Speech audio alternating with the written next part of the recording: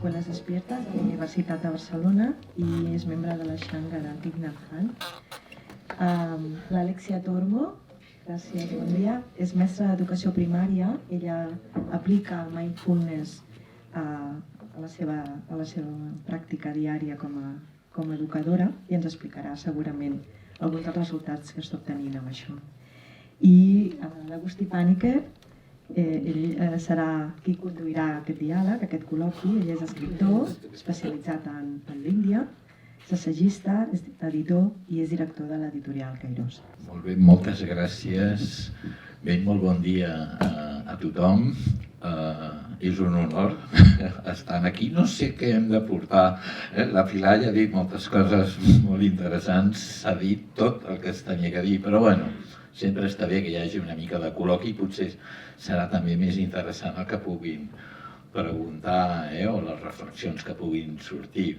Però jo abans de donar-li pas, perquè han de parlar elles, jo soc editor, autor de llibres, però qui realment coneixen el mestre i sobretot l'aplicació a Escoles Despertes són la Pilar i l'Alexia. Ara jo com a editor de Thich Nhat Hanh i concretament d'aquest llibre, Los educadores felices cambiarán o cambian el mundo, que el tenim en català i en castellà, has de fer un parèntesi per la publicitat. El teniu a fora, qui li interessi comprar el llibre. A mi jo no havia vist el documental. És la primera vegada que el veig. La Pilar sí, és protagonista i a més l'havia vist moltes vegades, però m'ha impactat molt.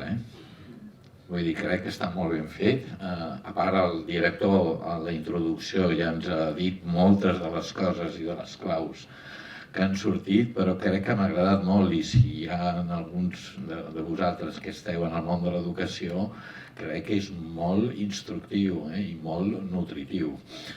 Bé, jo en realitat no sé, això de conduir col·loquis no és el meu, però sí, clar, m'agradaria que la Pilar i l'Alexia, que tenen l'experiència en directe de com aplicar el mètode de les escoles a les escoles despertes, i deveu xocar també amb la burocràcia, amb el sistema educatiu, amb tota una sèrie de barreres, però, esclar, aquí el que s'està proposant, més que ensenyar als nanos a meditar, que també és que els mestres, els educadors, siguin ells l'exemple. La frase aquella famosa de Gandhi, sé tu el ejemplo que quieres del mundo. Bueno, com ho viviu això, diguem, en el dia a dia? Bueno, Pilar, si vols. Gràcies, Agustí. Per mi ha estat un moment entranyable veure la pel·lícula, el documental, perquè l'havia vist moltes vegades, però en l'energia que es viu aquí és una mica diferent, i feia anys que no veia el documental i m'ha portat a l'energia que vam viure a la Universitat de Barcelona. Va ser un moment transformador per molts educadors de tot el món i penso que el que sento ara mateix, que és aquesta energia de plena consciència, és el que hem de transformar en els educadors. Quan vivim la plena consciència, quan practiquem, quan tenim un camí de vida ple en la pràctica, això d'alguna manera es va transmitint a tot arreu. I a l'educació és molt important. De fet, el Tai ens va deixar aquesta cal·ligrafia que es diu Els educadors feliços canviaran el món, i aquesta cal·ligrafia, en aquell moment del 2014, va ser també una mica revolucionari, perquè no sabien com transmetre aquests aspectes en l'educació i en el món més institucional. I el Tai ens va deixar molt clar que primerament hem de practicar els educadors. A mi em trucaven moltes escoles dient-me, volem un programa pels nens. I jo deia, no, primerament hem de practicar nosaltres, hem de crear un espai per conèixer-nos, per respirar, per calmar-nos, per poder també parlar entre nosaltres com a persones, perquè de vegades a un claustre, a un equip docent, no es parla com a persones, sinó com a professionals. I és molt important tenir aquest espai de conèixer-nos, de veure quin és el nostre patiment, quina és la nostra amabilitat, quina és la nostra vocació pels nens i nenes. I això és important primer abans de poder transmetre aquesta felicitat i aquesta amabilitat i aquesta plena consciència als nens i nenes. I bueno, l'Alexia, que treballa directament a l'escola primària, ens dirà una mica com fas tu per transmetre aquests valors i aquesta plena consciència. Gràcies, bon dia. Primer que tot, moltes gràcies per aquesta oportunitat. Agrair-vos la vostra assistència i el vostre interès. Com diuen bé l'Agustín i la Pilar, doncs, això és un camí de vida, és una aspiració profunda, no? de viure en plena consciència, ja siguis mestre, ja siguis pilot d'avions, caixera en un supermercat. Llavors, doncs, es tracta una mica d'això, no? De recollir el que ens va ensenyar Tai, el que ens va dir The way out is in, no? La sortida està dins, i una mica doncs, recollir el que s'ha dit doncs, en el documental. No? Els mestres arribem amb la nostra motxilla a l'escola, igual que els nostres alumnes i les nostres alumnes, i doncs com es gestiona tot això, com gestionem tot això, com els ajudem a escoltar-los, com els podem escoltar, si primerament doncs, hem de fer aquest treball una miqueta d'escoltar-nos nosaltres, de permetre'ns, com diuen, transitar doncs, emocions intenses, emocions agradables o no tan agradables o més intenses com puguin ser la por, la ira, la tristesa, no? I com treballes tot això doncs, amb tot el que tens a l'escola. No? Has d'ensenyar matemàtiques, has d'ensenyar català, has d'ensenyar anglès, has d'ensenyar... Sí, però un moment, el nen o la nena al matí s'ha barallat amb la mare o no ha esmorzat, o com fem això, no? Com ho gestionem? Llavors, doncs, per mi, jo tampoc havia vist el documental i m'ha emocionat moltíssim perquè és un llenguatge universal. Veus les persones quan tu pares, respires, és com que et tornes a connectar i és real, no? Quan en el dia a dia vas pensant en això, en allò, desconnectes la ment del cos i aquí és quan la cosa veus que comença després a trontollar. A vegades te n'adones abans, a vegades més tard, no? Llavors, doncs, el tornar a reconnectar això et permet a tu, o en aquest cas jo ho he viscut així i després he estat jo capaç doncs, potser transmetre-ho als meus alumnes i les meves alumnes. De manera molt senzilla, de manera molt, no sé, com sorgia, no? Això també m'ha permès a mi doncs, ser més humil, baixar les expectatives, l'afany de control. Si faig una activitat i veus que estan més neguitosos, doncs parlar-ne, no? Què passa, i doncs això també ajuda, no? El veure que tu també pots transitar aquestes emocions, doncs amb ells també els fa veure que es normalitzar una mica, no? Que tenir aquestes emocions no és dolent i a partir d'aquí doncs anar tirant. Sí, jo sento que els mestres és com que moltes vegades estan molt capficats en el currículum, en què hem d'acabar el currículum abans d'acabar el curs. Però jo sento que no és tan important, sinó com crear una visió de l'educació que ens pugui arribar. Perquè hi ha moltes coses que aprenem que no ens en recordem després. Jo no me'n recordo de moltes coses que vaig aprendre a socials o a matemàtiques quan era petita, però sí que me'n recordo dels mestres que em van transformar, que van creure en mi, que em van mirar, que em van reconèixer.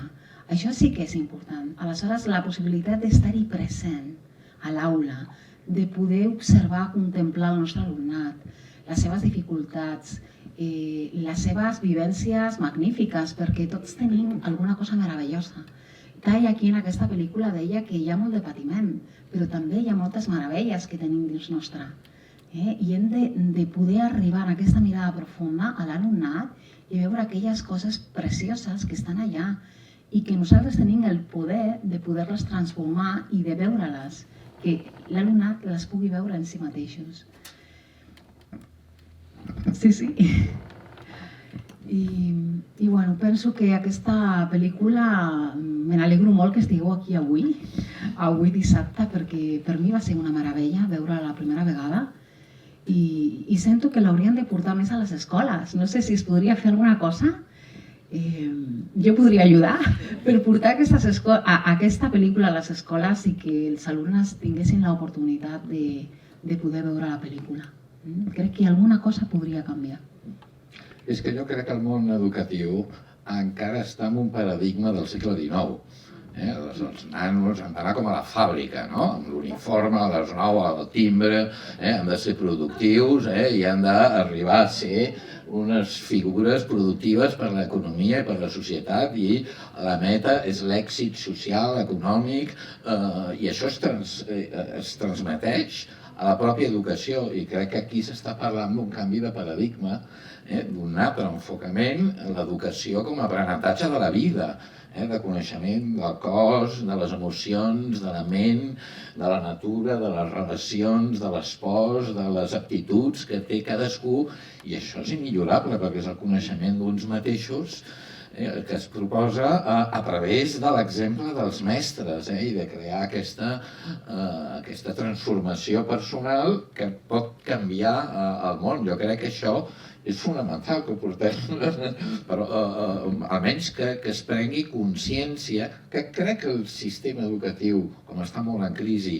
està molt més obert en aquests moments. Jo publico altres llibres i tenen molt d'èxit. Això vol dir que hi ha una demanda de la societat de nanos i joves no tan hiperactius, no tan dispersos. Per això part del punt que els educadors han de saber estar també en aquests coneixements centrats en ells mateixos. Per tant, aquí és una clau molt important per la transformació de la societat. És el que deia la Montse a l'obrir, és engaged Buddhism, és budisme compromès. No és... Bueno, jo m'estic enrotllant molt, però crec que compartim aquesta idea de que la transformació social a través de l'educació, que és fonamental, aprendre a viure. Això tindria que ser no tanta pissarra, no tants deures, no tant, una mica sí, però, bueno... I sento d'alguna manera que aquest Engaged Buddhism, budisme compromès, també el podem portar a l'educació, en el sentit que per ser un educador despert, obert a l'energia d'un mateix, a la plena consciència, has de ser un revolucionari en aquesta època, perquè hi ha tantes condicions al nostre voltant per no estar-hi conscient, que tenia aquest camí de dir jo vull estar al meu institut, a la meva escola, plenament present. És un acte revolucionari que implica una mica d'esforç, tot i que el Tai deia que no ens hem d'esforçar, però jo sento que una mica de diligència al començament de la pràctica és important perquè després la pràctica pugui ajudar-nos a poder deixar-nos anar i poder fluir més. Aleshores és un acte de revolució, ser-hi conscient. No sé com ho vius tu, Alexia, aquest acte d'estar-hi conscient a la classe? Bueno, jo crec que va lligat a això que he dit abans de l'aspiració profunda. Si tu tens clar que aquest és el teu camí, que tot això t'ajuda, inevitablement ho fas, no? I òbviament hi ha dies que costa més, no? Doncs com tot, però penso que sí, no? I després doncs es va una mica encomanar, la gent això va veient o va... Ai, que això què fas? Que m'han dit que toquen una campana a la classe i, bueno, doncs...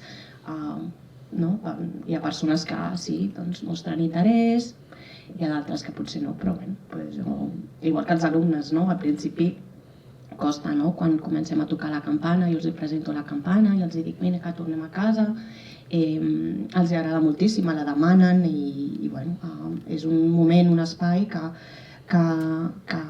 s'hi van trobar més a gust i doncs això els hi permet doncs, després enfocar-se i estar més tranquils i més tranquil·les a l'aula, no? I més feliços, bueno, una mica tot ja va més rodat. És que jo crec que a més els nens tenen una capacitat innata per estar aquí i ara. De fet, aquest a vegades és el seu problema, que no... Però vull dir, no és tan complex ensenyar-los a estar en el moment present perquè ho tenen de forma natural. L'únic que també de forma molt natural aquesta societat els dispersa moltíssim i els estressa, hi ha molta ansietat, molta violència, molta competició, tots els problemes que ja coneixem, no? Però en realitat, quasi m'atreviria a dir que és més fàcil per a un nano petit, un jove, fer la plena consciència que no per un adult, que estem molt bombardejats d'idees i pensant en què faré després. Per tant, crec que és molt natural, o com fer el coneixement del cos, hi ha tota una pràctica que crec que és fonamental, perquè es coneguin més amb ells mateixos com a persones, com a éssers vius i la natura. Tot això s'ha descuidat per estudiar moltes mates, molta llengua, que és molt important, no dic que no s'hagi d'estudiar, però s'ha sobredimensionat. Per què? Perquè això és quantificable i l'altre és més subjectiu, és més personal, és més difícil de quantificar. I com és un sistema, com abans deia, industrial, doncs no hi ha manera. És com quantifiques la felicitat. No, és inquantificable. Crec que amb això estem tots bastant d'acord, per això estem aquí. Potser podríem escoltar algun comentari, alguna pregunta, alguna reflexió. Segur que hi ha mestres aquí, educadors. Tinc una veu breu, així que, donaré un espai. Sento molt... Gràcies a tots i a totes, també els que estan aquí davant. Quina oportunitat, no?, el tindre aquest documental amb mestres i practicants. També tots nosaltres diria que tenim una mica aquesta visió i doncs simplement fer un comentari breu de simplement fent un següent pas, al sortir al cinema ja podem practicar aquesta plena consciència i portar aquest benestar cap a nosaltres i després cap als altres sense, si més no, fer cap esforç. Crec que ja és un gran què, no cal anar molt més enllà. Bé, això és tot. Hola. Jo és més que res una pregunta, jo no soc educadora, de fet soc publicista, o sigui, tot molt diferent, però sí que és veritat que fins que no arribes a aquests llocs, perquè jo realment he acompanyat a la meva mare, i fins que no arribes a aquests llocs no obres els ulls, no? I jo tinc una pregunta perquè a mi m'encanten els nens, tinc com molta sensibilitat cap a ells, però em xoca una mica el com apliques realment, perquè és que al final són nens, o sigui, al final cada nen és molt diferent, venen de famílies molt diferents i tinc com curiositat, crec que l'Alexia és la que ho fa com el dia a dia, de realment que arribes allà i com els expliques i ho entenen realment. Sí, vull dir, els hi pots explicar. Jo ensenyo de P3 a segon. Doncs a través de contes, hi ha cançons, i ja et dic, una mateixa activitat amb un grup pot funcionar, amb un altre dia, ja sigui perquè tu no tens potser l'energia adequada o perquè pel que sigui. És anar provant, anar fent i ja et dic, no centrar-te en que hi ha només un resultat bo.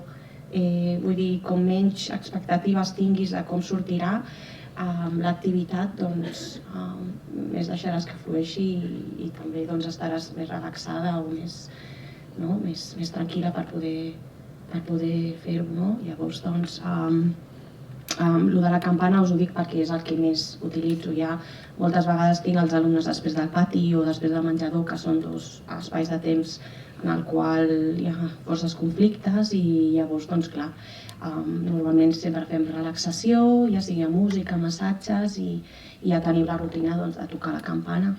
Tenim un encarregat i jo ja els he explicat la història una mica de la campana, com es toca, i després he anat introduint altres coses.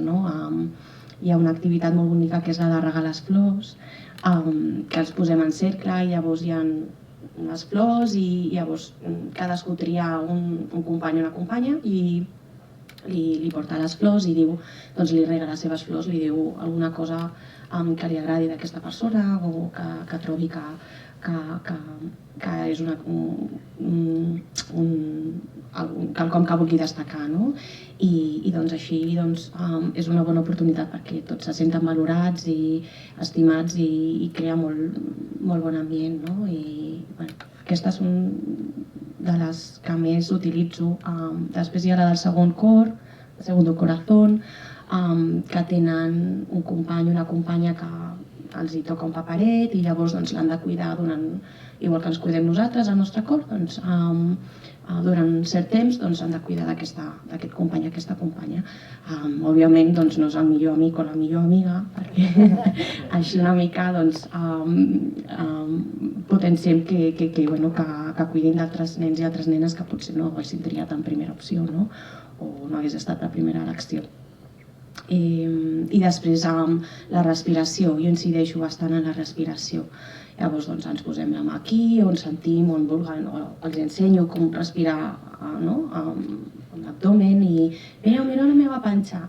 I llavors anem fent i fem inspiracions profundes i com ha dit ell, vull dir, els hi surt bastant natural, vull dir que ho agafen de seguida, o ens estirem al terra, alguna vegada han portat un peluig, no sé, depèn, no? Uns nens de secundària, uns nois i noies de secundària no demanarem que portin un peluig, no?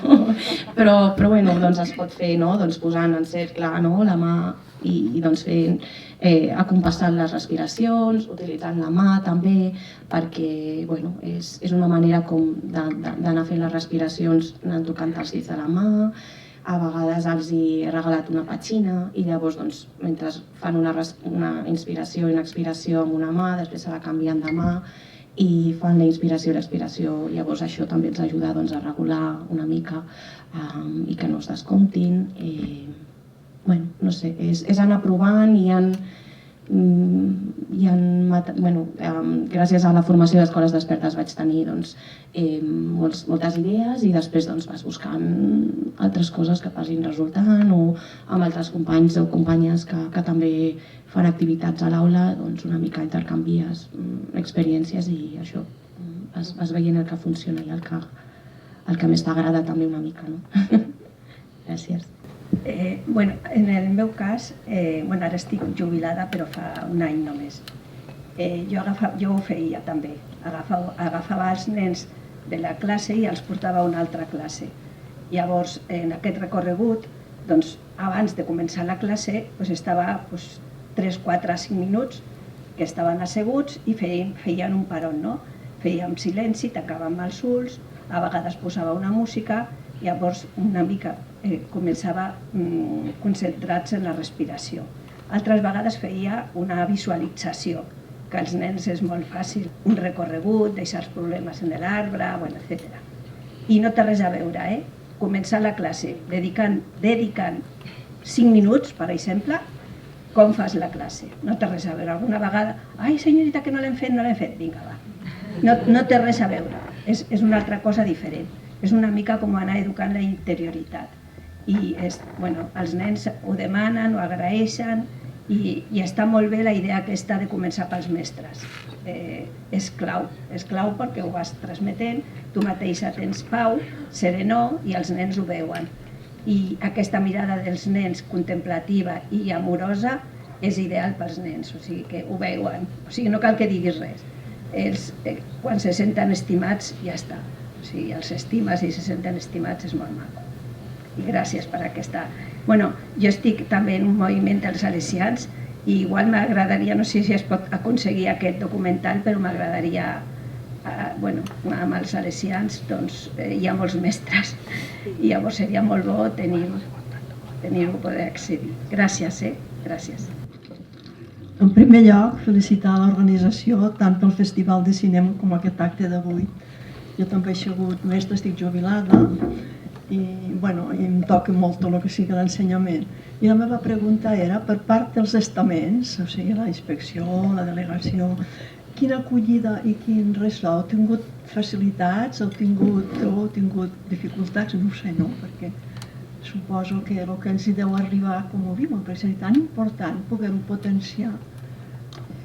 Doncs han estat facilitats. No sé si és perquè mindfulness va entrar d'una manera més popular en aquest 2014, que va ser el moment d'entrar el mindfulness aquí a Espanya, però o el fet que el TAI vingués a la Universitat de Barcelona, que és un lloc públic institucional molt important aquí a Catalunya, però jo que em dedico a donar formacions d'escoles expertes, he tingut totes les portes obertes. Primerament a la universitat, que van acollir el TAI i després van acollir les formacions d'escoles expertes.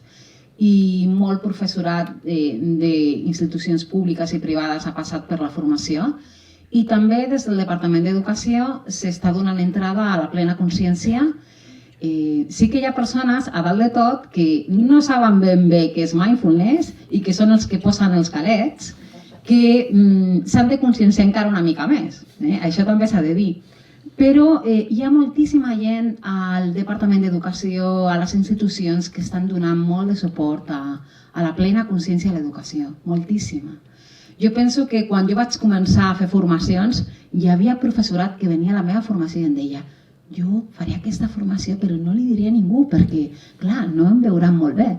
I aquestes persones ara estan fent programes a les seves escoles estan fent mindfulness, o sigui que jo crec que la cosa més important no és tant si hi ha possibilitats de fer-lo a les escoles, sinó si tu, com a persona a nivell personal, tens la voluntat i el compromís de practicar i de voler-lo portar al teu centre.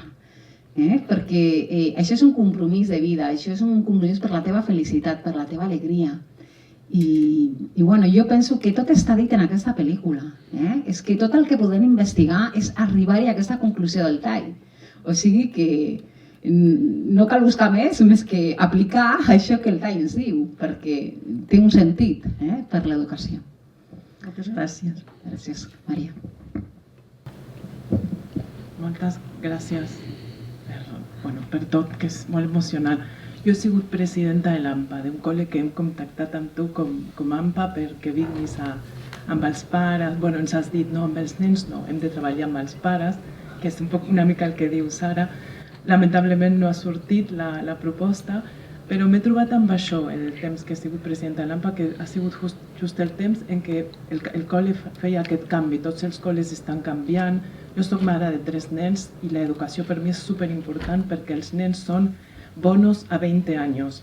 I a vegades em sap greu que me frustra que l'educació no estigui considerada com hauria de ser. I això, en aquest punt que dius, no cuidan la emocionalidad, por Dios, no están cuidando la emocionalidad. Estamos obsesionados con resultados, con cosas, i el nene, no sé, he trobat situacions que veus que els profes no estan a l'altura del que els hi passa a dintre als nens. I jo soc practicant de fa, no molt temps, fa 2 anys, però practico molt i gràcies a això he après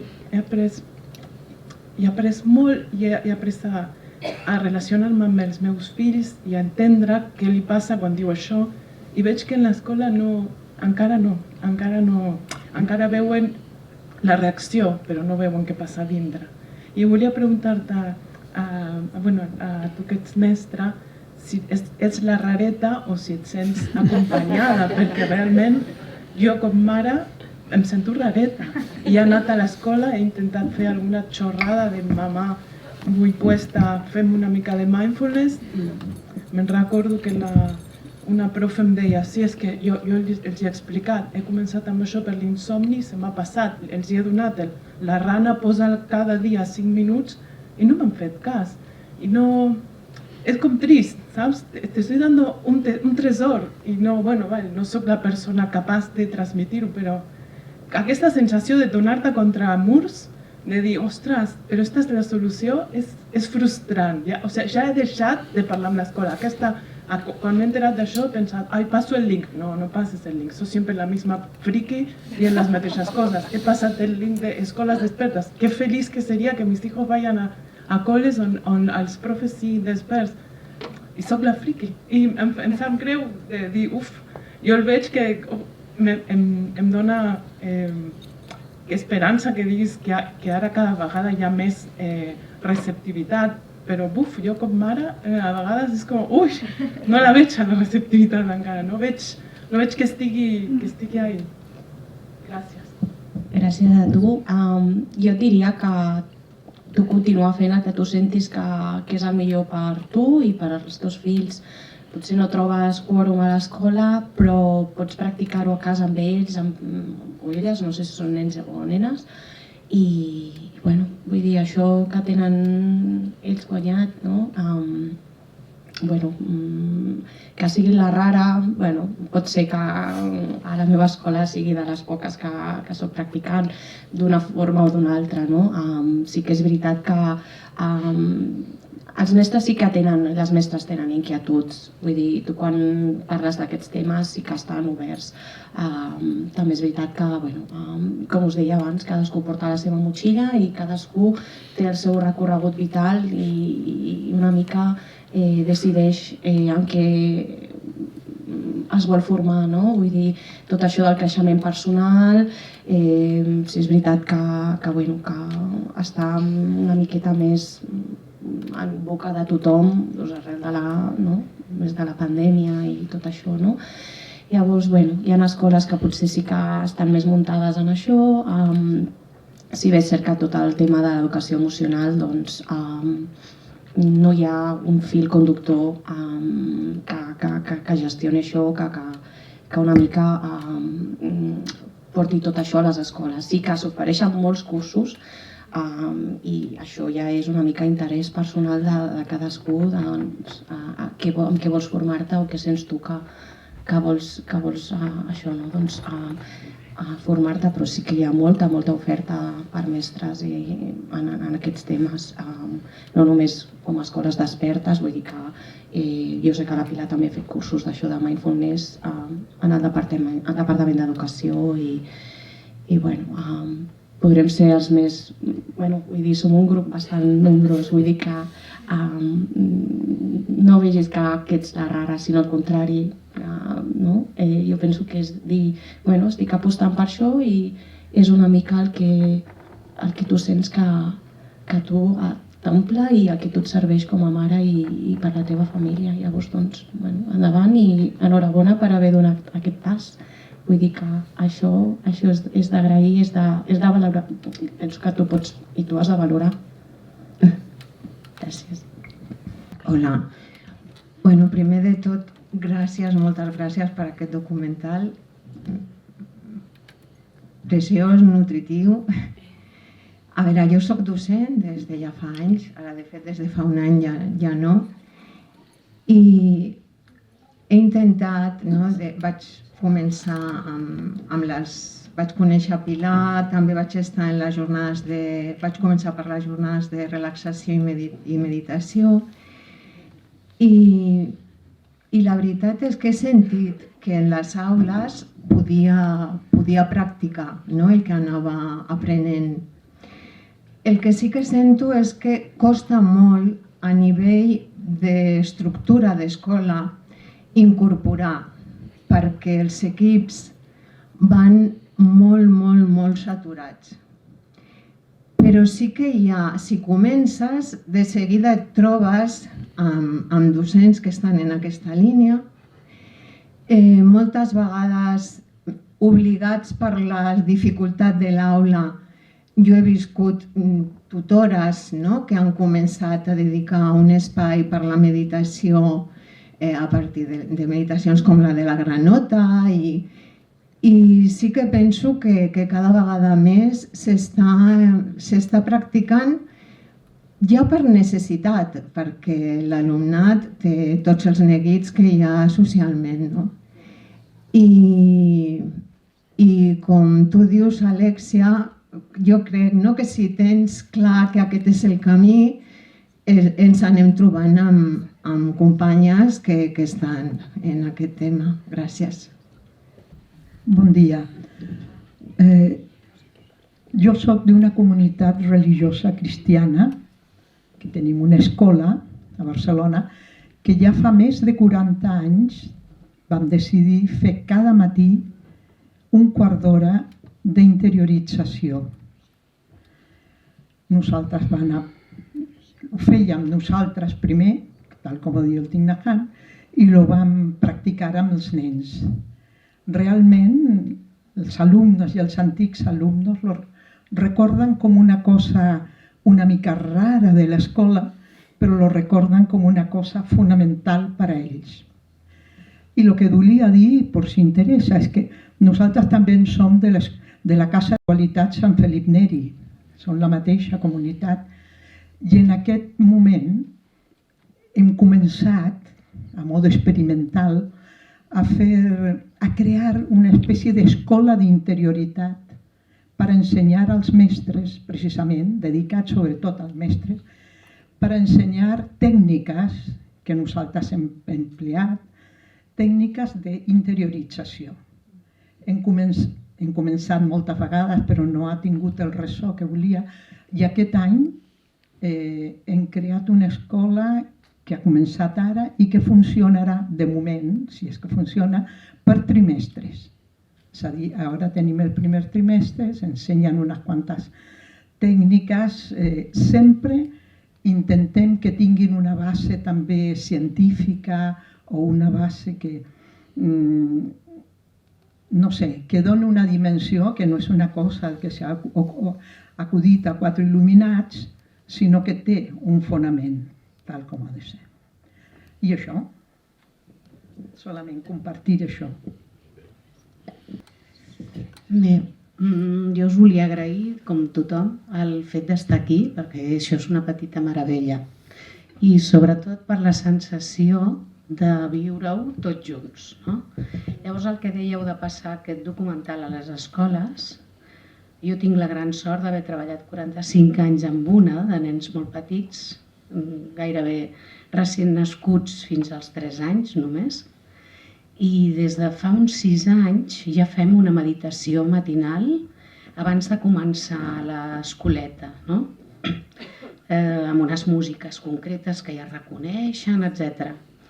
Llavors em plantejava que si després em podeu explicar com aconseguir el documental per viure'l tots junts a l'escola, mestres i pares, perquè crec que el que es crea, com s'ha creat aquí, ha sigut una emoció tan potent que per molt que ho fem a l'escola individualment, els pares de ben segur no saben què és el que estàs transmetent amb aquells nens. I en canvi veient el documental pots entrar directament a sentir el tema de l'amor, i de l'estar presents. Llavors, després m'agradaria que m'ho expliquéssiu, perquè m'encantaria endur-me a l'escola i poder-los passar els pares junts amb tots els nostres mestres. Res més, gràcies. Bé, doncs el documental està públic i obert a tothom al YouTube. Ah, sí? Si poses el títol de la pel·lícula el trobaràs. En sèrio? Sí. Fantàstic. Es va fer perquè fos públic per tothom. Fantàstic. Doncs ho farem, i ho farem ja. O sigui, felicitats, es una maravilla això. Antes que nada, muchas gracias. No hablo catalán, me perdí creo que la mitad de los comentarios, pero muchas gracias por ponerlo al público y por compartirlo. Yo quería compartirles una reflexión y hacerles una invitación. Yo no soy educadora de profesión, estoy muy lejos de serlo a nivel profesional. Yo tengo un trabajo más ejecutivo en empresa transnacional, pero hablaban de cómo hay gente que se siente rara al transmitir estas enseñanzas, y al contrario, creo que Thich Nhat Hanh y todos estos maestros budistas nos han enseñado que es primero parte de nuestra naturaleza. Tú mencionabas que muchas veces ya estamos viviendo en un mundo ajetreado y con muchas prioridades y muchas cosas que manejar, y que no se nos olvide que todos de cierta manera sí somos educadores.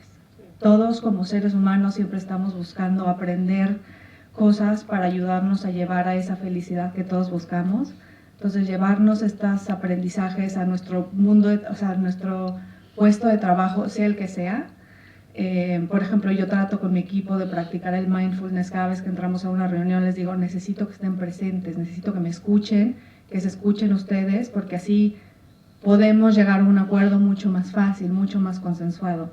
Entonces, agradecerles que hoy a través de este documental me recuerdan, un poco esa responsabilidad que tengo ya con estas enseñanzas de poderlas transmitir, ya sea a nuestros hijos, nuestros compañeros de trabajo, nuestra familia, nuestras parejas y tratar de aunque sea una tarea difícil porque mucha gente tal vez no hable este idioma o no lo entienda con las mismas palabras que nosotros lo entendemos cuando hablamos de la compasión, por ejemplo, que nuestro acto en sí y las acciones que hacemos y que tenemos todos los días lo reflejen. Entonces, muchas gracias por estas enseñanzas maravillosas y por su tiempo. Muchas gràcies, muchíssimes. Bueno, em sembla que ja tenim el temps cobert, però crec que s'ha resumit molt bé. La plena consciència no és només al món de l'educació, és a tots els àmbits, a l'empresa, a l'hospital, a l'esport, a la vida quotidiana, i això és el que ens va ensenyar Tai, com portar la plena consciència a tots, al caminar, al menjar, al seure, al mirar, i avui ens hem concentrat en l'educació perquè és un tema fonamental, però en realitat estem obrint una porta, com tots ja sabeu, molt més àmplia.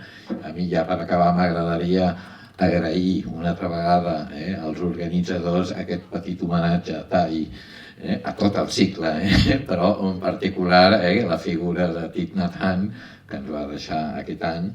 Molt agraïts, crec que tots els que estem aquí i tots els que estem aquí haver recuperat aquesta figura. Bé, i amb això jo us agraeixo moltíssim la vostra presència i em sembla que això continua, no? Aquesta tarda, demà. Per tant, moltes gràcies i que sigueu molt feliços. Un profund agraïment especial a l'editorial Cairós, a l'Agustí Pàniker, que va optar per posar, reeditar tot aquest documental